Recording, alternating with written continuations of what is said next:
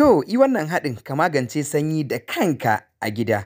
Na farko dai za ka nemo zogale, zogale dai wannan namu in ɗanye ka ɗauko ka bar shi ya bushe, idan ya bushe sai ka buga shi kun ga kamar haka. Ko kuma ya fi ma haka laushi, ya fi haka laushi wannan na ɗan bubbuga ne sama-sama da yake za a tankaɗe. To ana nan sai ka ajiye shi gefe guda sai ka ɗauko citta mai 'ya'ya, ka samo citta mai 'ya'ya busasshiya mai kyau, ita ma ka daka ta ta yi laushi ta yi luƙui-luƙui-luƙui kamar haka ita ma.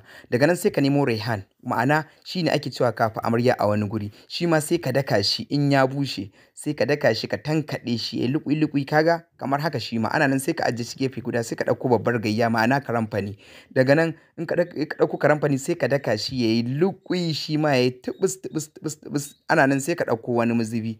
Da ka ɗauko wani mazubi sai ka ɗebi garin zogale ka zuba cokali guda. Sai ka zuba garin citta shi ma cokali guda. Sai ka zuba garin raihan ma'ana kafi amarya cokali guda. Sai ka ɗauko garin karamfani cokali ɗaya shi ma sai ka zuba. Haba sai ka hau haɗa su gabaki ɗaya ka juya su gabaki ɗaya ka tabbatar da sun juyu sun motsu za su koma ma kamar wannan.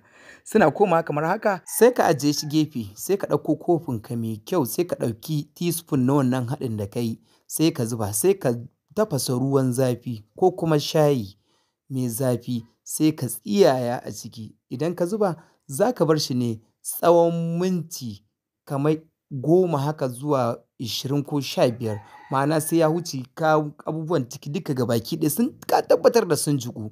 Sannan sai ka sha kuma a kullum ta Allah so ɗaya ne ake shan shi. A kullum ta Allah so ɗaya zai magance ma fitar farin ruwa, zai magance ma ƙaiƙayin gaba, zai magance ma ƙurajen gaba, zai magance ma abubuwa da illoli na sanyi da suke haddasuwa ga jikin ɗan adam. Bi-iznillahi ta'ala. Idan wannan ne farkon shigowarka wannan fejin namu, danna mana subscribes, ka danna likes, ka danna kuma alamar ƙararrawa domin samun irin waɗannan magunan masu sauƙi akai-akai. In Allah ya yarda. Muna godiya. Allah ya ba da lafiya. Allah subhanahu wa ta'ala ya ja kwana, Allah ya sa a dace. Mun gode.